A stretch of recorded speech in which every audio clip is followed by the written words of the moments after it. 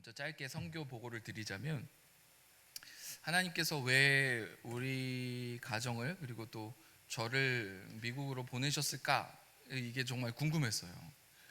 조지아에서 막 선교를 하고 있었던 중에 은사를 가지고 있고 뭐 하나님의 음성을 듣는다라고 하는 인도 목사님이 오셔서 저희를 위해서 기도할 때 갑자기 생뚱맞게 하나님께서 당신을 미국으로 가라고 하십니다 라고 기도를 하더라고요.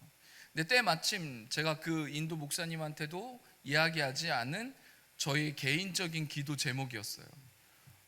지금 이 상황에서 제가 미국을 가야 되는 게 맞는가 아닌가를 고민하고 있었어요.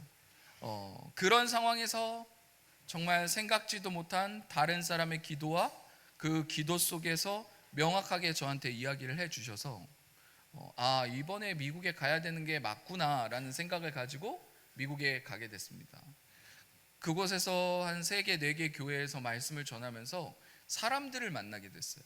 근데 그 중에 제일 인상 깊었던 한 만남은 의사 부부였어요. 젊은 의사 부부였는데 그 부부가 예배가 끝나고 나서 저를 찾아오더라고요. 그래서 하는 얘기가 자기가 둘째를 너무 갖고 싶었대요. 근데 첫째 아이를 너무 힘들게 낳은 거예요. 몇 개월 동안 움직이지 말라고 해서 침대에서만 이제 누워 있는 그런 굉장히 어려운 시간들을 보냈고, 둘째가 임신이 잘 안 되는 거예요. 이제 그런 이야기들을 쭉 하면서, 근데 예배 중에 그 미국의 의사니까 얼마나 이성적이겠습니까? 뭐 그렇다고 성령의 은사나 어떤 체험을 깊이 한 사람 같지는 않았어요.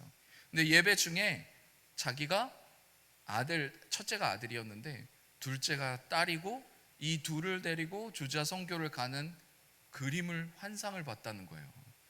그렇게 고백을 하더라고요. 그래서 만약에 하나님께서 나에게 아이를 주시면 딸이라는 것을 믿고 조지아의 이름을 따라서 지아라고 태명을 지어야 되겠다, 이런 생각을 한 것 같아요.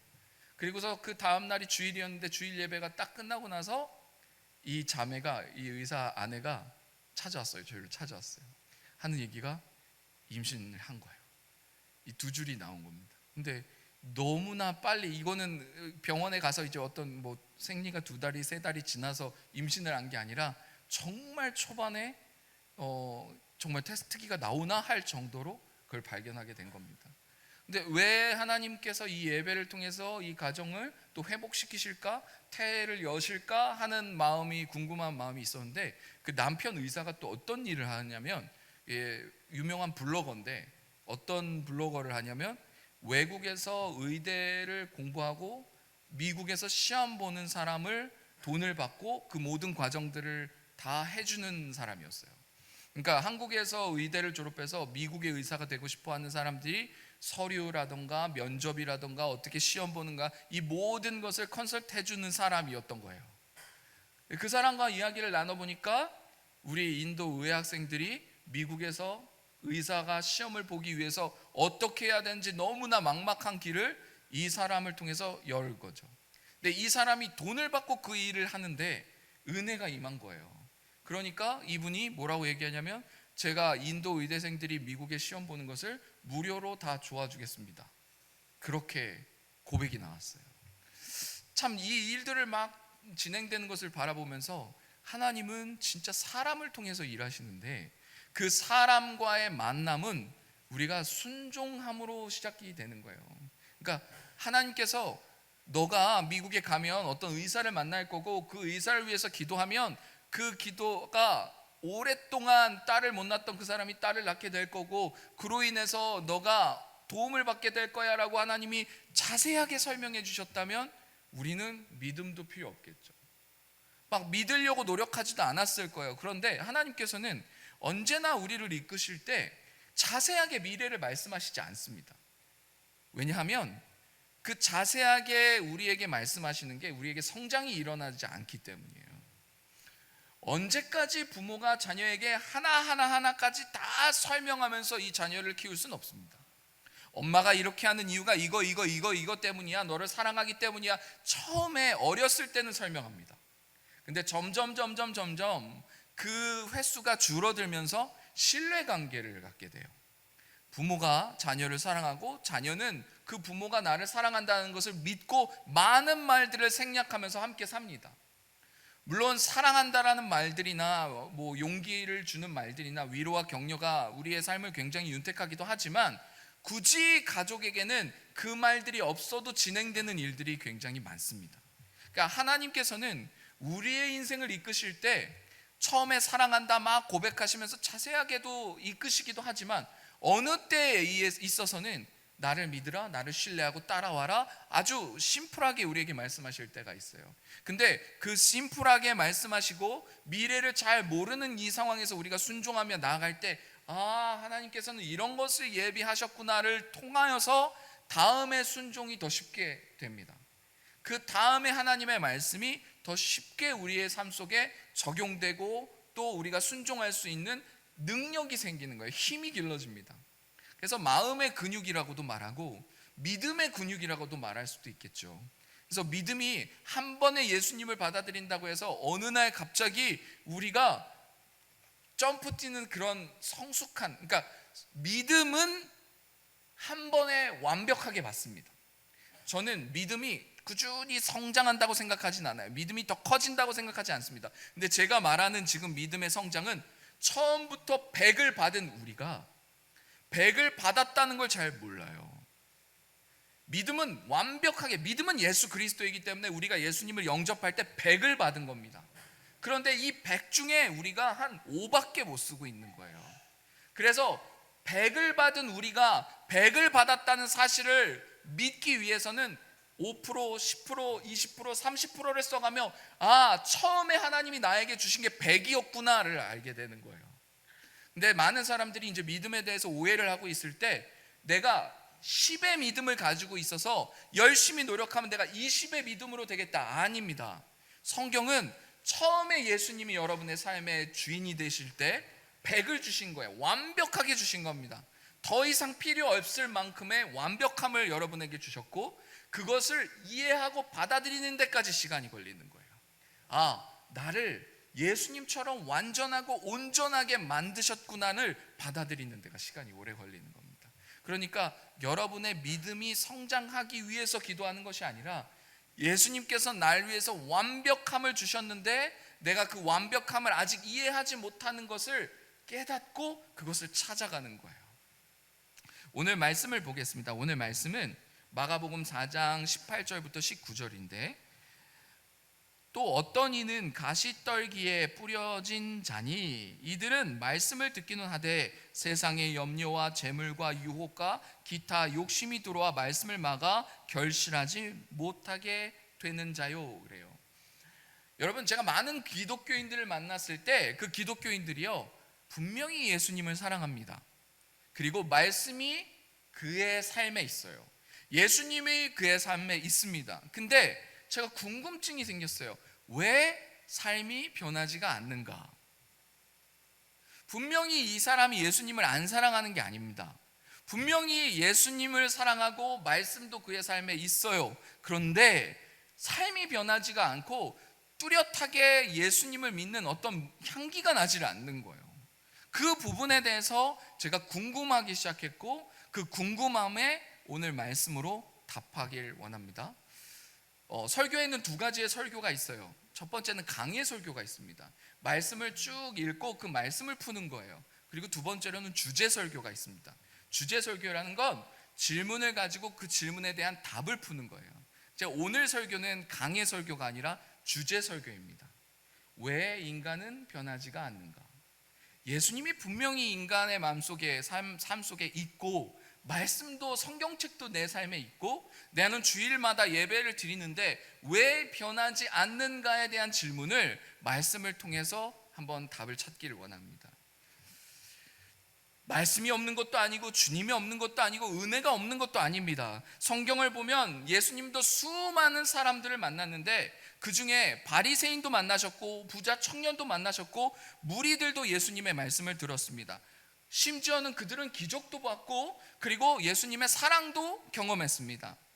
그러나 모두 다 변화된 것은 아닙니다. 문제는 예수님이 없는 것이 아니라 그들의 삶과 마음속에 무언가 가득 차서 예수님이 있을 공간이 없는 게 문제예요. 그러니까 지금 마가복음 4장 18절에서 19절은 무슨 이야기를 하시냐면, 예수님이 말씀의 능력이 부족해서 그들의 삶을 변화시키지 못한 것이 아니라 말씀의 능력은 완벽한데 그들이 마음속에 삶 속에 꽉 차 있는 것이 있어서 그 하나님의 능력이 그들의 삶에 역사하지 못하는 상태인 거예요. 그것이 염려라고도 말하고 욕심이라고도 말하고 자기 생각이라고도 말하고 자기 의라고도 말하고 세상의 욕망이라고도 말하고 상처라고도 말하고 두려움이라고도 말합니다. 이것이 성경이 너희가 예수를 맡고 말씀을 맡고 생명력을 맡고 있습니다 그래요.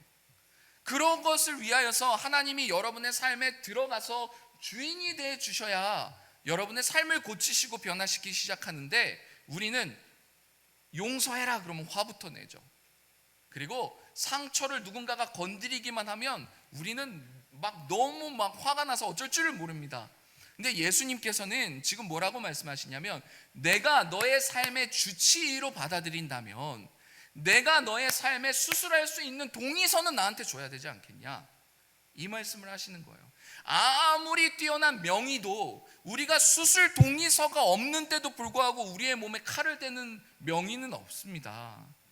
환자의 동의 없이 갑자기 이들을 눕혀놓고 수술하는 의사는 이 세상에 존재하지도 않고, 예수님은 그 좋은 의사 중에도 좋은 의사이시지만 우리에게 수술 동의서를 받고 싶어 하세요. 그게 뭐냐면, 내가 진짜 너의 삶의 주인이 맞냐예요. 내가 진짜 너의 삶에 손을 대도 되겠냐, 나는 너의 동의서가 필요하다예요. 그런데 이 동의서는 그를 불신하면서 사인할 수는 없는 거예요. 그를 신뢰하면서, 그래요 하나님, 내가 잠들 테니까 8시간 동안 내가 잠들 테니까 자고 있는 나를 만져주시고 잘라야 할 것은 잘라주시고 회복시켜주시고 나를 치유해 주십시오라는, 내가 잠들 동안의 나의 생명을 이 사람에게 맡기는 게 수술 동의서예요. 내 생명이 잠드는 겁니다. 예수님의 수술 동의서를 쓴다는 건 내 생각을 재우는 거예요. 내 감정과 내 의지를 재우고 그에게 맡기는 겁니다. 그게 예수님이 여러분에게 필요한 동의서예요. 그 동의서 없이는 그분이 전지전능하시기 때문에 여러분의 자유의지를 좌로 제끼고 우로 제껴서 여러분 속에 들어가서 로봇처럼 바꾸시는 분이 아니세요. 예수님은 그렇게 여러분을 만드시지 않았습니다. 저는 부모이지만 자녀의 의사 없이 무언가를 할 수 있는 권한이 극히 제한적이에요. 정말 위험한 경우가 아니라서는 제가 자녀에게도 물어봐야 되는 게 부모입니다. 근데 하나님은요, 여러분을 굉장히 존중하세요. 여러분 한 사람 한 사람을 예수 그리스도 하나님의 형상으로 만들었기 때문에 무시하게 너가 아프니까 너 내 말 들어 하고 너 그냥 탁 때려서 뒷목 딱 때려서 기절시킨 다음에 수술하시는 분이 아니라는 거예요. 기다리십니다. 10년도 기다릴 수 있고 20년도 기다릴 수 있는 분이 예수님이에요. 인간은 불안합니다. 지금 당장 수술하지 않으면 3개월 안에 죽습니다 라고 인간적인 의사는 그렇게 얘기할 수 있겠습니다. 근데 예수님은 모든 병을 고치실 수 있는 분이라 10년도 기다릴 수 있고 20년도 기다릴 수 있습니다. 근데 그 기다리는 과정에서 정말 피해보고 상처받는 것은 우리라는 것을 기억하셔야 돼요. 정말 하루빨리 여러분이 힘드시겠지만 그 명의이신 예수님께 수술 동의서를 써서 내어드릴 때 예수님은 여러분의 삶을 만지시기 시작할 겁니다. 그 수술 동의서를 받은 의사들은요, 환자가 비명을 질러도 수술합니다. 아파요, 힘들어요, 죽을 것 같아요 라고 해도 수술 동의서를 받은 의사는 내가 이 사람을 끝까지 살려야 되겠다라는 생각을 가지고 수술을 진행합니다. 수술 가운데 고통이 있을 거라는 것도 압니다. 그래서 환자가 아파요, 힘들어요, 그만하면 안 될까요? 라는 그 음성을 마치 안 들리는 것처럼 수술을 진행할 때도 있어요. 의사는 그런 사람들입니다. 사람을 살리는 사람이에요. 물론 사람을 살리는 그 과정 중에 잠깐의 고통은 있을 수 있지만 그 고통의 시간이 지나면 다시 그 고통이 찾아오지 않도록 고치는 게 의사입니다. 육신의 의사는요, 여러분이 스트레스를 받고 위염이 생기고 장염이 생겨서 병원에 가면요, 그것을 고치는 약을 줍니다. 근데 예수님은 그 스트레스의 근원을 만드세요. 약을 먹으면 잠시 여러분의 고통이 사그라들지 모르겠습니다. 근데 그 염증의 근원이 스트레스면 여러분은 또 그 약을 멈추면 아프게 되는 거예요. 근데 명의이신 예수님은 이 모든 질병의 원인인 마음을 다루시기 시작해요. 그래서 예수님이 내가 하나님 이렇게 아픕니다, 나를 고쳐주세요 라고 말할 때, 말씀을 드릴 때 예수님은 내 육신을 고쳐주기보다 먼저 마음을 다루시기 시작하는 거예요. 우리는 그 많은 예수님이 우리의 인생을 이끄시는 방법이나 방향에 대해서 우리는 바라봐야 하는 것입니다. 그래서 정말 우리가 내 마음의 중심이 정말 예수님인가에 대한 질문을 스스로가 해봐야 합니다. 정말 스스로가 스스로를 속이면 답이 없어요. 여러분, 다른 사람을 속이려고 하는 것은 제가 이해합니다. 왜냐하면 다른 사람한테 잘 보이고 싶고 다른 사람한테 좋은 사람이고 싶은 것은 인간의 모든 욕구 중에 하나예요. 그런데 나 자신을 속이면 답이 없어요. 그래서 정말 여러분 스스로가 물어봐야 합니다. 내 인생의 주인이 정말 예수님인가? 내가 예배도 할 수 있고 찬양도 할 수 있고 사역도 할 수 있고 말씀을 들을 수도 있지만 정말 내 마음에 예수님이 계신가에 대한 질문은 따로 해야 합니다. 예수님을 아는 것과 예수님을 마음의 중심에 드리는 것은 다른 이야기입니다. 이것은 완전히 다른 이야기입니다. 그래서 마태복음 6장 21절을 보면 내 보물이 있는 그곳에 내 마음도 있다고 말씀하셨어요. 이건 물질을 이야기하는 것이 아닙니다. 여러분, 돈이 얼마나 중요한지를 얘기하는 성경 구절이 아니에요. 여기서는 너가 무엇을 가장 두려워하는가에 대한 질문을 이 성경 구절에서 찾아야 돼요. 무엇을 잃을까봐 가장 불안해하는가? 그리고 무엇 때문에 여러분이 가장 흔들리는가에 대한 마음의 대답을 이 성경 구절에서 하셔야 되는 겁니다. 그게 여러분의 보물입니다. 그게 여러분의 보물이에요. 내가 예수님을 잃을까봐 막 조마조마하거나 예수님이 나와 함께 하시지 않을까봐 어떤 예수님이 정말로 나를 기뻐하실까에 대한 경외와 두려움이 우리 안에 있는가?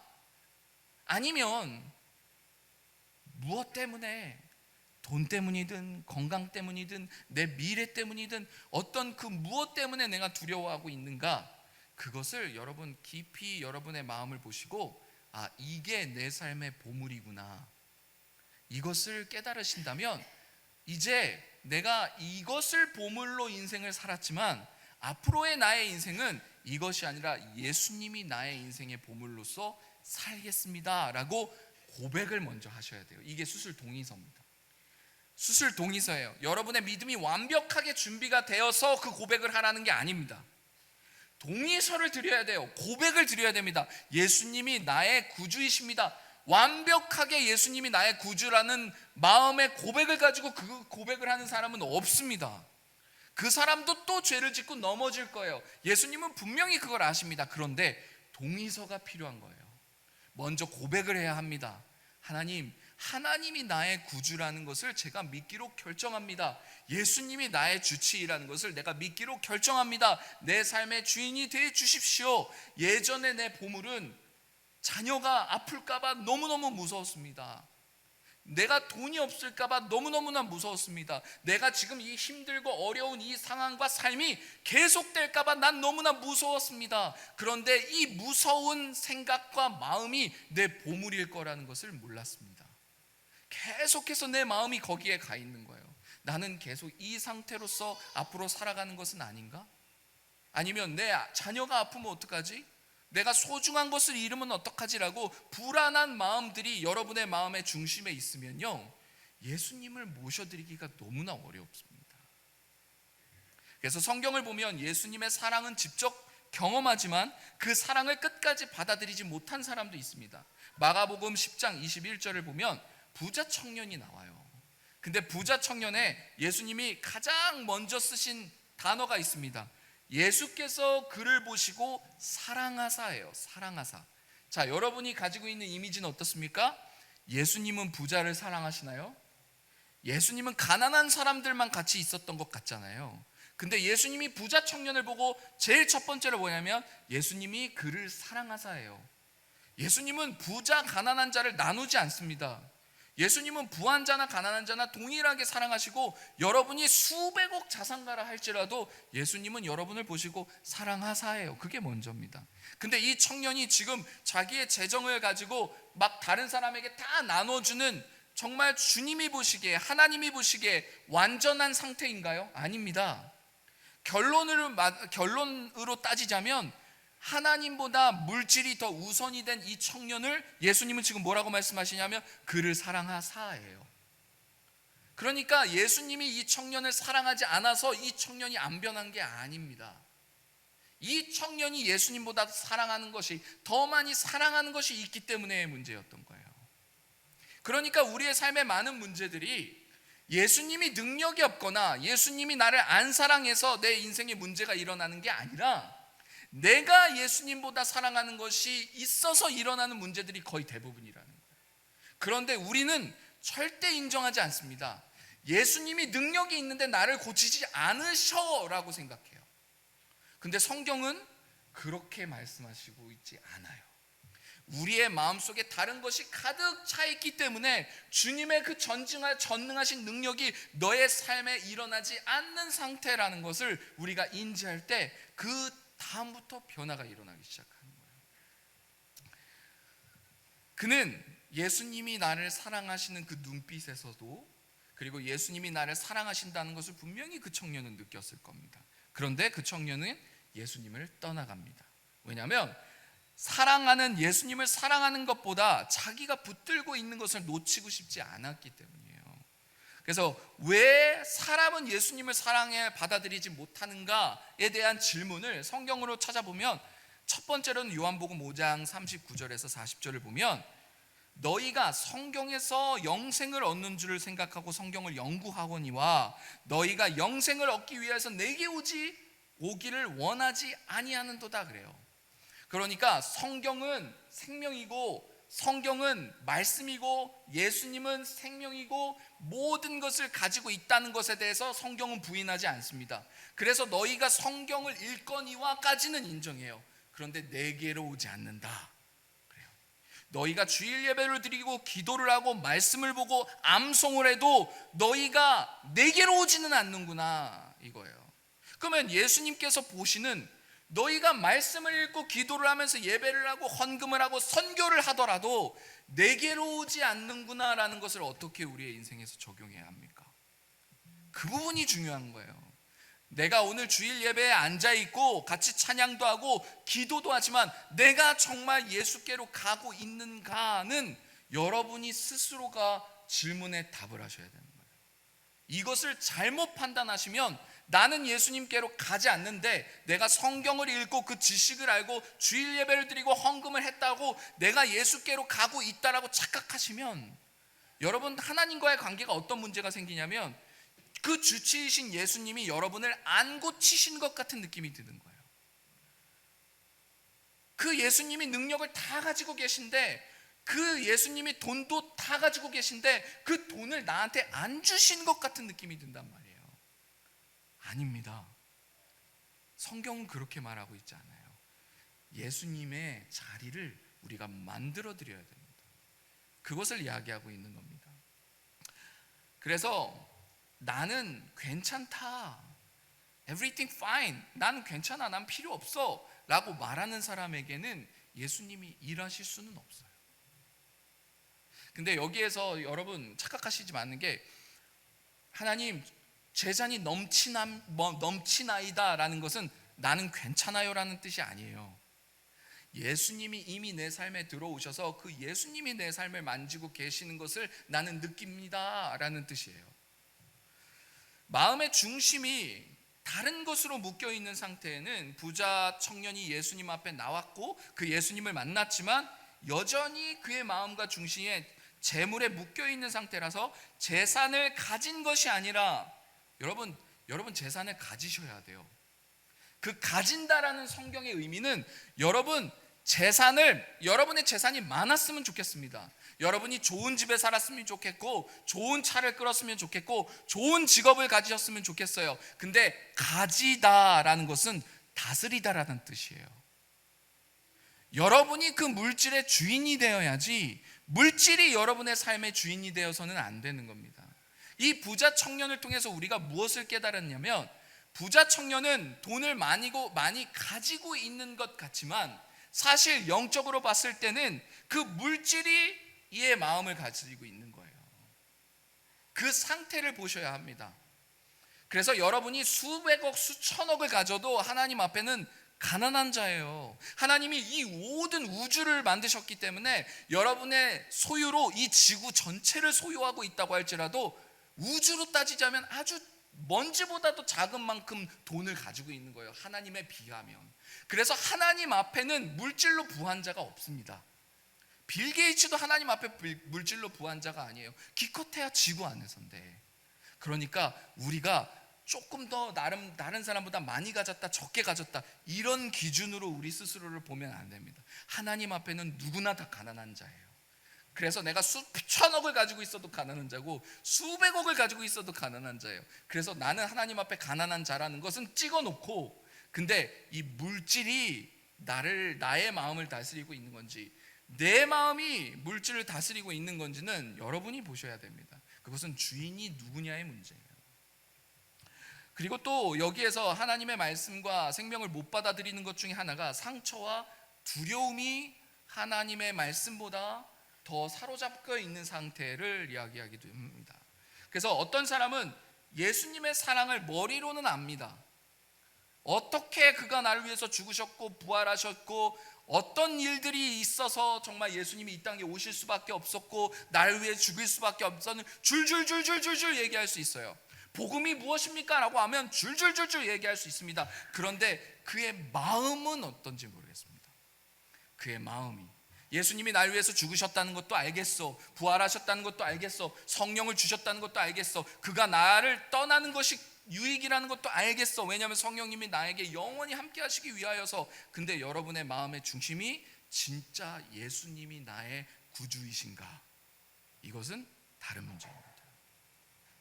그럴 때 예수님을 여러분이 삶 속에 깊이 받아들이지 못할 때 여러분이 점검하셔야 되는 부분 중에 하나가 과거의 상처, 실패의 기억, 그리고 정죄감입니다. 그리고 자기 혐오, 나 스스로를 너무나 싫어하는 거예요. 내 지금의 삶의 나의 모습이 너무 싫은 거예요. 그 모습이 가득 찰 때, 그 마음이 가득 찰 때 우리는 주님이 우리를 사랑하신다는 음성을 들을 수가 없습니다. 왜냐하면 나 자신이 너무 내 삶이 마음에 안 들기 때문에 나를 사랑하신다는 게 도무지가 이해가 되지 않는 거예요. 그럴 때 나를 잠재워야 합니다. 그 의사가 나를 수술을 시키실 때 내가 동의서를 쓰고 잠드는 것처럼 내가 나를 아무리 싫어하고 많은 상처가 있고 많은 아픔이 있어도 그 모든 감정과 생각을 예수님 앞에 재워야 합니다. 그것을 자리를 만들어 드리는 거예요. 그때 내가 잠깐 잠들어 있는 그 사이에 주님이 우리의 삶의 생각과 마음에 오셔서 만지시기 시작할 겁니다. 그게 나는 죽고 예수로 태어나는 길이에요. 자기 자신을 붙드는 경우도 있습니다. 마태복음 16장 24절에는 아무든지 나를 따라오려거든 자기를 부인하고 십자가를 지고 나를 따를 것이다 라고 해요. 자기 자신으로 가득 차 있으면 예수님이 들어올 자리가 없습니다. 여러분이 누구인가 라고 누가 물으신다면 여러분 마음속 깊숙한 곳에 나는 하나님의 자녀입니다, 나는 하나님의 딸입니다, 나는 하나님의 아들입니다, 나는 예수 그리스도의 그리스도인입니다, 나는 예수님의 제자입니다 라는 예수님과 하나님으로부터 나오는 정체성을 고백하시는 게 정상이에요. 그래서 나는 누구누구입니다를 할 때 나는 하나님으로부터가 나와야 되는 거예요. 하나님의 자녀, 나는 자녀입니다. 누구의 자녀입니까? 하나님의 자녀입니다. 그래서 여러분의 삶의 시작이 하나님이어야 해요. 하나님으로부터 이 직업이 시작되었고 하나님으로부터 내가 이 가정을 꾸리게 되었고 하나님으로부터 무언가가 시작이 되어서 내가 지금 이곳에 있고 앞으로는 더 복된 길로 갈 것을 소망하고 기대하셔야 되는 겁니다. 그래서 여기에서 자기 부인을 하고 십자가를 따른다라고 얘기하는데, 성경은 예수님을 만나기 전에 예수님보다 먼저 온 구약의 마지막 선지자가 있었어요. 그 사람의 이름이 세례 요한입니다. 그죠? 그 세례 요한이 계속해서 예수님을 만나게 하기 위하여서 사람들한테 예수님을 만날 준비를 시킵니다. 그게 회개하라예요. 회개하라. 근데 이 회개하라는 것은 우리가 잘못 이미지를 갖고 있는 것 같아요. 회개하십시오, 여러분 회개하십시오 라고 제가 여러분한테 말한다면, 성경적인 회개하라는 외침은 정죄감을 가지십시오라는 뜻이 아니에요. 여러분, 회개하라는 것은 죄책감을 가지라는 얘기가 아닙니다. 회개하라는 것은 무엇으로부터 돌아오십시오라는 이야기예요. 그러니까 내가 회개하고 싶다, 아니면 회개했다라고 성경적으로 고백하려면 단순히 내가 죄책감을 느끼거나 후회를 하거나 정죄감이 느껴지거나 감정적인 눈물을 흘리는 것을 회개라고 성경은 말하지 않습니다. 방향이 바뀌는 거예요. 여러분이 굳이 무릎 꿇고 기도하지 않아도, 여러분이 아침에 딱 일어났는데 내가 어제는 이렇게 생각했는데 이건 아니었던 것 같아 라고 여러분의 갑자기 생각이 바뀌어서 오늘은 내가 이렇게 안 살아야지 하고 그 일을 안 하면 하나님은 너 회개했구나 그러시는 거예요. 근데 우리는 회개라는 이미지를 어떻게 갖고 있냐면, 기도하면서 죄가 생각나고 죄책감에 짓눌려서 눈물을 흘리는 그 상태를 회개라고 착각하는 거예요. 회개는 무거운 게 아닙니다. 회개는 여러분을 가볍게 해드리려고 하나님이 주신 거예요. 그래서 회개하라라는 말은 내가 뭔가 무거운 짐을 지고 있는데 그것을 내려놔야 되는 거구나 라고 생각하시면 될 거예요. 그래서 죄책감을 느끼는 상태에서 멈추시면, 영의 세계에서는 성령님도 여러분을 책망하시지만 사탄도 여러분을 정죄합니다. 그 둘은 아주 비슷하게 여러분의 삶에 역사하는데 열매가 달라요. 사탄의 정죄는 여러분을 무너뜨리는 데가 있습니다. 그래서 계속 죄책감 속에 여러분이 갇히게 할 거예요. 근데 이게 성령님이 주신 생각이라고 하면 여러분의 열매는 계속 주님 앞에 짓눌려 있는 상태로 끝나는 거예요. 성령님은 여러분에게 살리시기 위해서 책망을 주십니다. 그런데 성령님의 책망은 마음이 가벼워지는 거예요. 성령님의 책망을 분명히 내가 들었는데 구원의 기쁨을 노래하게 됩니다. 부모님께 혼나면 눈물을 흘리고 아파해야 되는데 성령님의 책망을 들으면 들을수록 내가 구원의 기쁨이 다시 살아난다니까요. 이게 진짜 희한한 게, 예수님을 만나면 내가 얼마나 죄인인지를 깨닫는 동시에 내가 얼마나 사랑받는 존재인지를 깨달아요. 그러니까 내가 얼마나 죄인인지를 깨닫는 것은 사탄의 역사일 가능성이 높아요. 거기에서 멈춰 있다면. 근데 내가 얼마나 죄인인지를 깨닫는 동시에 내가 얼마나 하나님께 사랑받는 존재인지를 동시에 깨달은다면 그곳에는 구원의 회복이 있는 겁니다. 그래서 여러분이 계속해서 영적인 분별을 하실 때 내가 죄책감 속에 짓눌려 있는 상태인가? 그럼 빨리 나오셔야 돼요. 성령님의 책망은 절대 그렇게 여러분에게 임하시지 않습니다. 회복으로 이끄십니다. 회복으로. 그래서 회개라는 것은 방향성이 바뀌는 것이고 중심이 바뀌는 것이고 삶의 주인을 바꾸는 것을 회개라고 합니다. 그래서 여러분이 굳이 무릎 꿇지 않아도, 그리고 예배 시간이 아니더라도, 여러분이 운전을 하다가도 내가 이 생각은 좀 아니지, 이렇게 생각하는 건 아니지라고 삶의 방향을 바꾸면 하나님은 너 회개했구나, 회개했구나. 정말 중요한 건 인간적으로 우리가 서로가 진짜 이 사람이 회개한 것 같아, 이건 중요하지 않아요. 주님이 보시기에 너가 회개했구나, 그럼 끝입니다. 그래서 성경적인 회개가 너무 중요해요. 그래서 내 생각으로 가득 찬 상태에서 하나님의 통치를 받아들이는 그 상태를 회개한 상태예요. 나 자신이 너무나 싫었는데 이제는 하나님의 마음을 받아들이는 거예요. 내가 아름다운 존재일 수도 있겠구나. 내가 너무나 싫었는데 어쩌면 하나님의 눈에는 내가 너무나 존귀한 사람일 수도 있겠구나라고 받아들일 때 하나님은 너 회개했구나. 그게 성경적인 회개입니다. 그래서 회개에는 이사야서 55장 7절에 악인은 그의 길을, 불의한 자는 그의 생각을 버리고 여호와께 돌아오라. 하나님께로 돌아오지 못하는 것의 가장 마지막 단계는 생각을 버리지 않아서 못 돌아오는 거예요. 그 부자 청년이 왜 예수님의 사랑을 느끼기도 했고 예수님을 만나기도 했는데 예수님께 못 갔지요? 생각이 변화되지 않는 거예요. 중요한 것이 무엇인가가 변화되지 않는 겁니다. 여러분, 교회에서 그리고 말씀을 통해서 예배를 통해서 여러분에게 계속해서 알려주는 게 여러분의 삶에 중요한 것이 무엇입니까? 라는 질문을 여러분 계속 받게 될 거예요. 그 답에 예수님입니다 라고 나오지 않으면 계속해서 여러분은 고민하고 갈등하게 됩니다.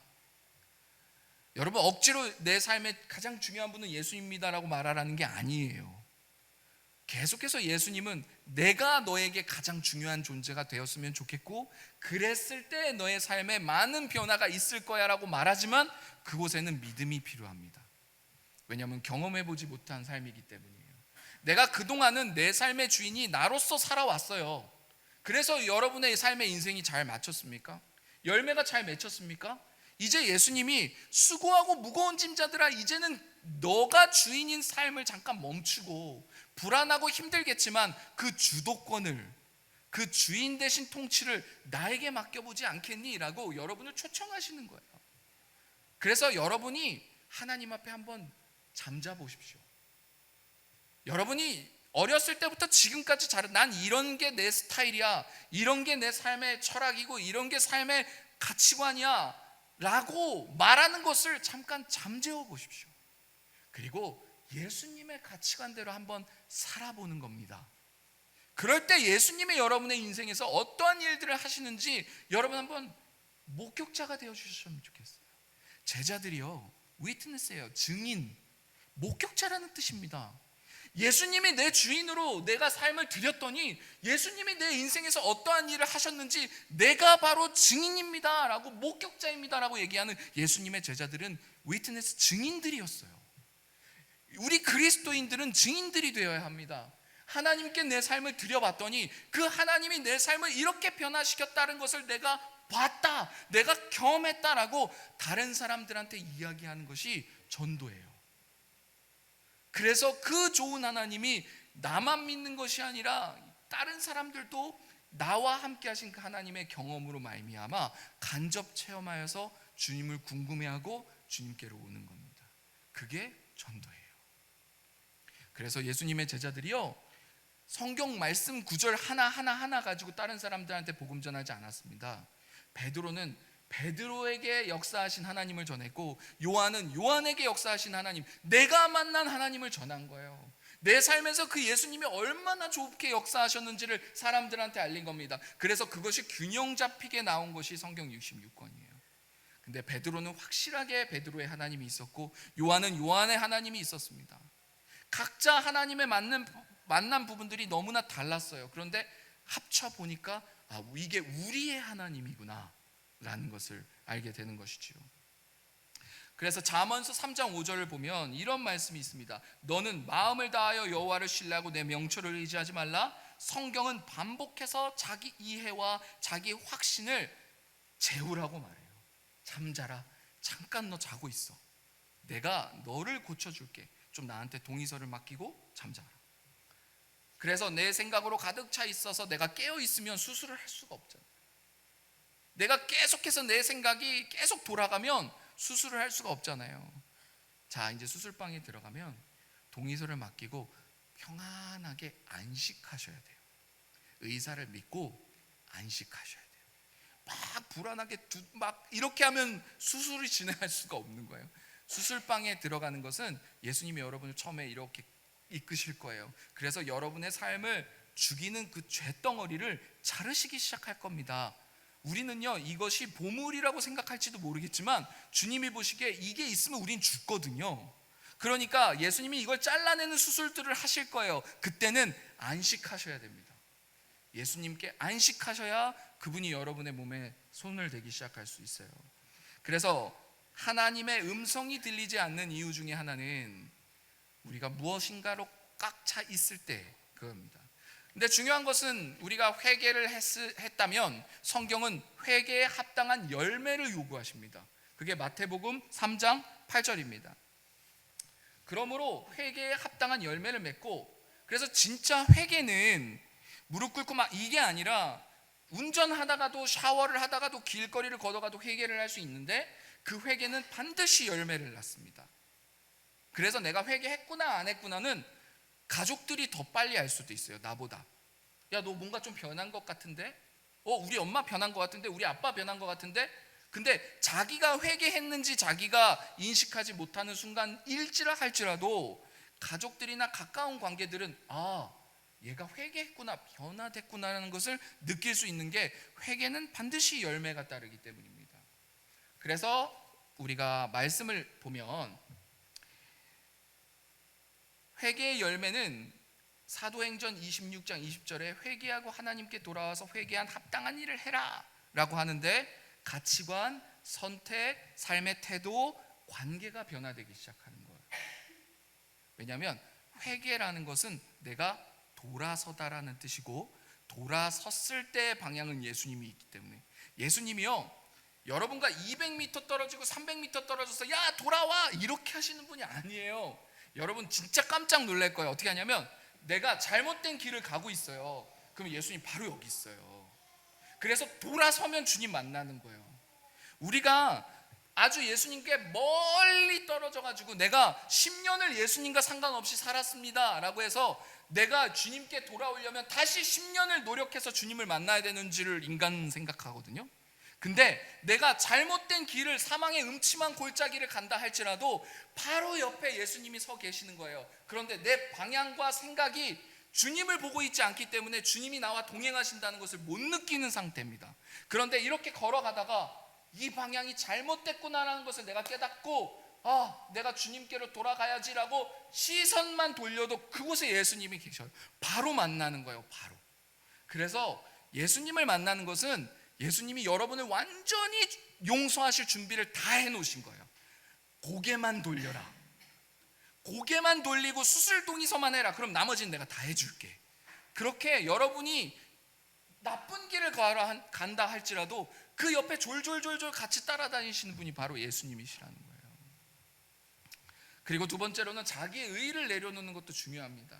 무엇이든지 빌립보서 3장 7절 8절 보면 그러므로 무엇이든지 내게 유익한 것을 그리스도를 위하여 다 해로 여길 뿐더러 그들의 학벌 그리고 열심 그리고 율법적인 자부심 그리고 자기의 의가 다 예수님을 만나면 그게 그렇게 가치가 있는 것이 아니구나라고 가치관이 변화되는 거예요. 그래서 주님이 오르신 분이십니다라는 고백이 나옵니다.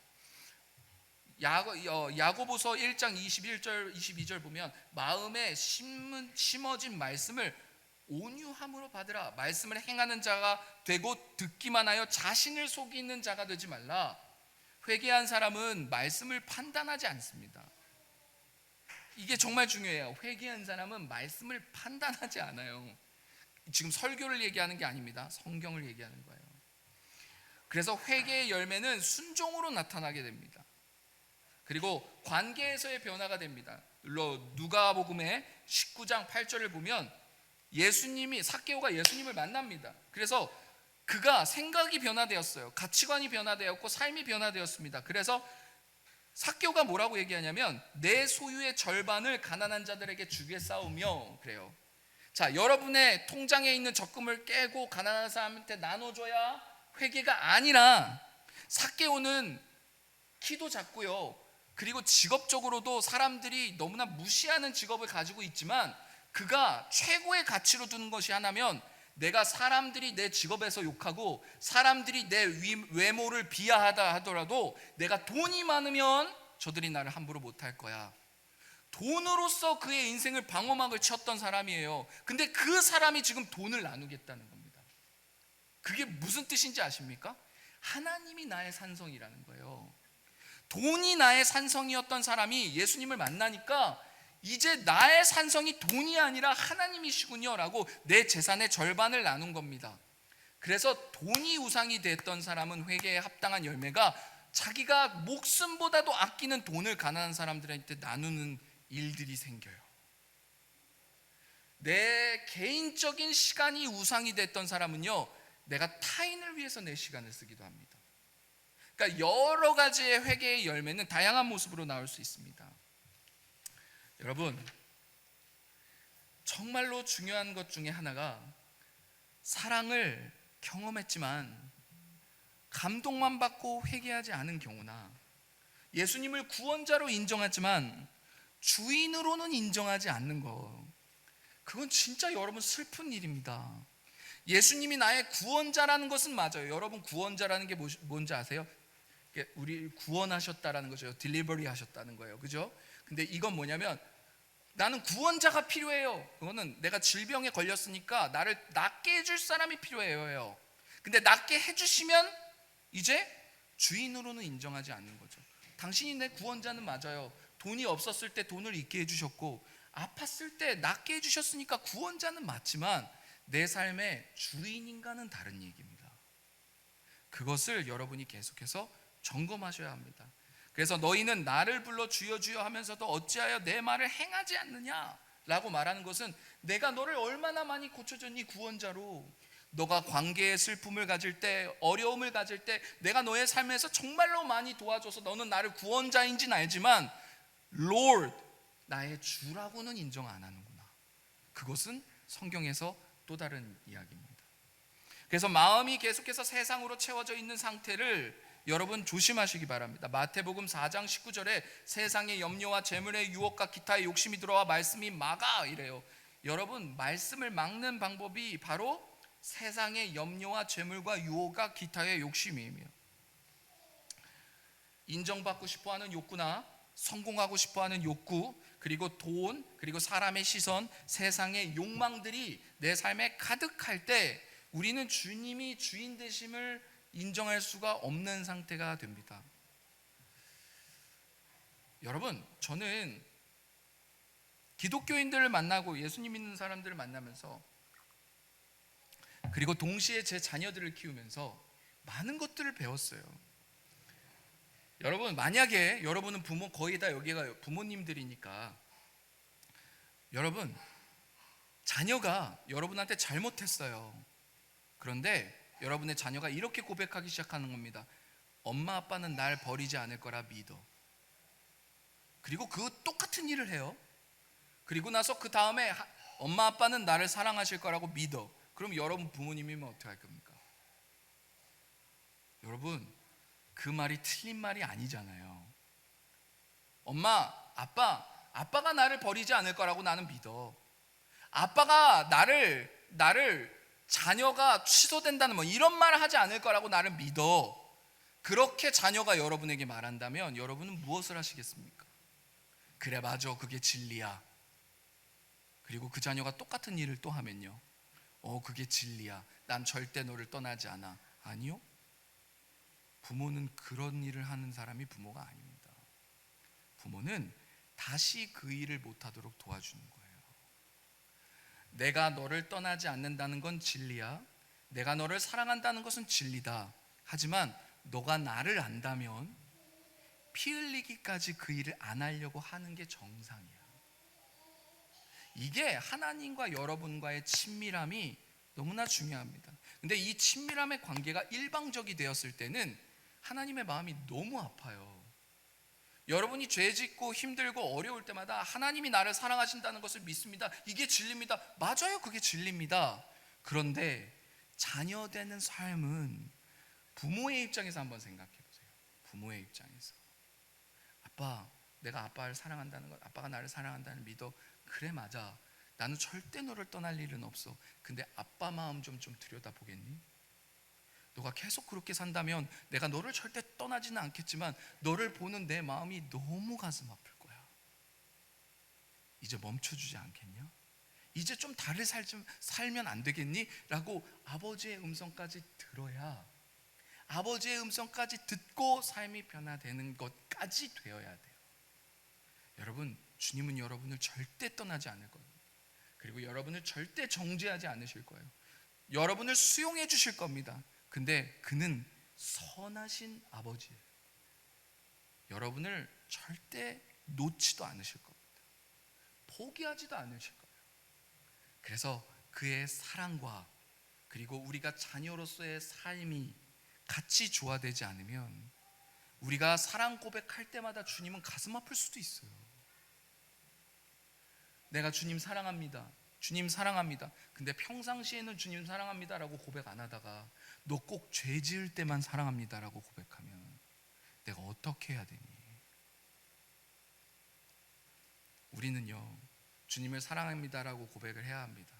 그런데 언제냐면 죄 지을 때뿐만이 아니라 늘 사랑한다 고백하고, 그리고 그 내가 사랑하는 그 하나님과 아버지가 나를 향하여서 어떠한 꿈을 꾸고 계시는가를 여러분은 보고 듣고 그거에 맞춰서 움직이셔야 합니다. 그래서 종교 생활에 빠지시면 안 돼요. 주일 예배 드렸다, 헌금을 했다, 성경을 읽었다, 기도를 했다라는 그 행위에 빠지시는 게 아니라 내가 예수님과의 진짜 어떠한 관계인지가 점검되지 않으면 여러분, 우리는 수많은 종교 중에 하나의 종교로 되는 거예요. 기독교는 관계를 얘기합니다. 주일 예배는 관계를 얘기하고, 하나님도 여러분을 아버지라고 부르지 않습니까? 여러분을 아들이라 딸이라 부르죠. 이거 모든 것은 관계예요. 관계가 있기 때문에 우리는 예배를 드리고 헌금을 하는 겁니다. 여러분, 결론을 내겠습니다. 신앙의 가장 중요한 질문은 나는 정말 예수님을 사랑합니까? 사랑하는가? 보다 내 마음의 중심에 정말 예수님이 계시는가여야 합니다. 왜냐하면 사람은 예수님을 믿는다라고도 말하면서도 정말 예수님보다 사랑하는 것들이 많기 때문이에요. 그것을 중심에 둘 수 있기 때문입니다. 근데 주님이 그것 때문에 떠나시냐? 아니요, 절대 여러분을 떠나시지 않습니다. 계속 여러분의 인생의 삶에 문제들이 생기는 거죠. 단순히 종교 생활이 아니라 그 왕, 그 보좌에 여러분의 삶에 예수님이 앉으셔야 됩니다. 여러분의 마음속에도 지성소가 있고 그곳엔 하나님의 임재가 있고요, 그곳에는 의자가 있습니다. 언약궤는 의자예요. 그곳에 하나님이 앉아 계시는가 아닌가를 여러분이 기도 속에서, 마음속에서 보셔야 합니다. 내 마음속에 무엇이 있는가? 그래서 무릇 지킬 만한 것 중에 내 마음을 지키라, 생명의 근원이 이에서 남이라 라고 말씀하신 거 보면, 마음의 중심이 바뀌지 않으면 삶은 결국 다시 원자리로, 제자리로 돌아간다는 겁니다. 그래서 마음의 중심이 예수님이 오시면 삶의 방향이 전체가 바뀌게 되고, 그래서 진짜 회개는 내가 비워지고 내가 잠이 들고 그리고 안식했을 때 예수님이 내 삶을 통하여서 일하시는 거예요. 예수님으로 채워지는 겁니다.